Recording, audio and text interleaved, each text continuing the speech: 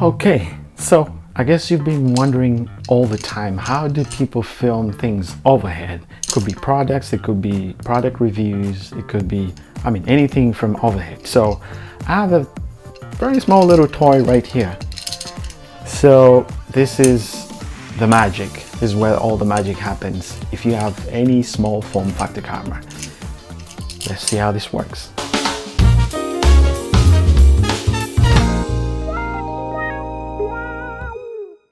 Hello everybody, welcome back to my channel. If you're new to this channel, this is where I share my opinions or experience about anything to do with video, audio, anything tech related or filming or anything of that sort.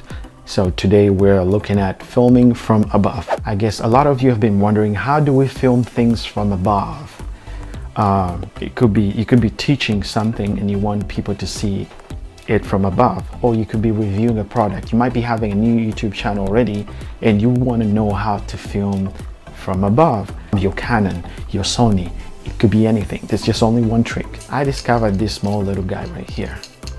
This is a lifesaver and it helps you film everything from above. It looks small, but it changes a lot. It's so flexible. And I'm going to show you how to mount it, how to mount your camera so you could film from above. There are different options. One, you could use a regular light stand. Two, you could use a C-stand. A C-stand or a regular light stand. So two options for you right there. So let's check it out. So for my case, I usually use the C-stand because it's usually more stable. I put a few weights on it so it can withhold the weight. So I would say a C-stand is the best option to go with because it's more solid, especially if you have, I usually have a bigger setup. This is what I use for my overhead shots. So if you have setups that are slightly heavy as this, you might want to use a C-stand, to be honest, or any light stands that have the booming option. There should be a link in the description of other regular light stands that have a booming option. If you have a lighter setup, that would work still. This specific video head has that bigger, it's not a quarter screw inch, but it's slightly bigger. The one bigger than the quarter screw inch. So that perfectly fits on the C-stand boom pole that comes out. It fits in perfectly. But if you're having a regular light stand that has the boom option, you might have to get an adapter to fit that very small, that bigger screw hole. It's not the regular quarter inch screw. All you have to do is just screw it on the edge of the C-stand boom. C-stand boom, I don't know if that really exists. And the good thing with this video head is that it's flexible in all directions. It's flexible in all directions. You can always make these adjustments and adapt,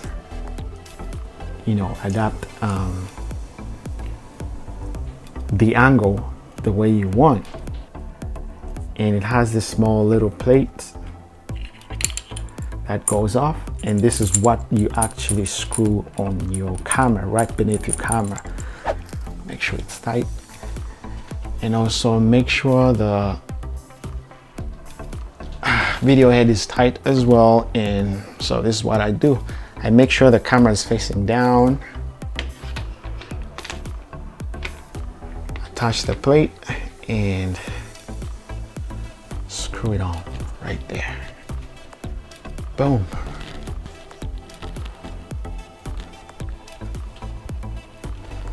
And that way I have everything attached. I usually attach the monitor too, so that I'm able to see what I'm filming from above. So if you have a monitor, I would recommend to rig up everything all together. And if you don't have an extra external monitor, you can always use depending on what camera you have. The Canons usually have a screen that pops up to the side. but the Sonys usually have this guy, so you're able to see whatever you're filming if you're using a Sony. But most cameras of late have screens that come out. And the good thing about the C stand is I can always make a few adjustments if I want. I can always push it the other way, make a few adjustments, you know, and yeah. So that's how I film my overhead shots. There should be links in the description for the C stand and also for the regular light stand that has the boom option. So any light stand that has the booming option should be working very fine. But for heavier setups, I would recommend you to use the C stand with some weights on it. But for lighter setups, smaller cameras, I would recommend to use the regular light stands, which are way cheaper, but the ones that have the boom option, there should be links in the description. It's very easy, and the video head is pretty cheap, to be honest. It's not the expensive, and it's so flexible. You can turn it in all directions and be able to achieve whichever angle you want to filming, especially from above. So, but the C stand is way more flexible, in my opinion. So thank you for watching. Thank you for sticking around. If you find this video helpful, please do consider to subscribe, like the video, share the video, and thank you for watching. We'll see you later on.